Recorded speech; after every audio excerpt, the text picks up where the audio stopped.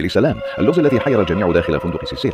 فتاة تظهر في كاميرات المراقبة بتتصرف بشكل غريب، وبعدها بأيام يتم اكتشاف جثتها في خزان مياه الشرب فوق سطح الفندق. ده مش مشهد من فيلم رعب، ده حقيقي.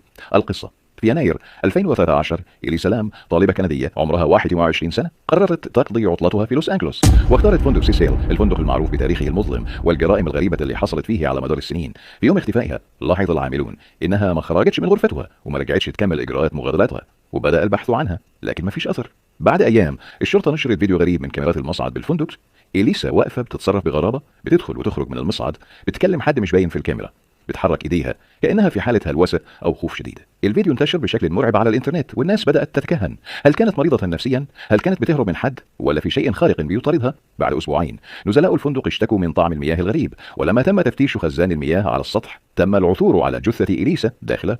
المفاجأة: السطح مقفول، الخزان صعب الوصول ليه، ومفيش تفسير ازاي وصلت هناك. الطب الشرعي قال انها ماتت غرقا ومفيش اثر لجريمة، لكن السؤال اللي لسه ملهوش اجابة: ازاي دخلت الخزان؟ وايه اللي حصل جوه المصعد؟ لغز إليسا لام لسه بيطارد الناس لحد النهارده.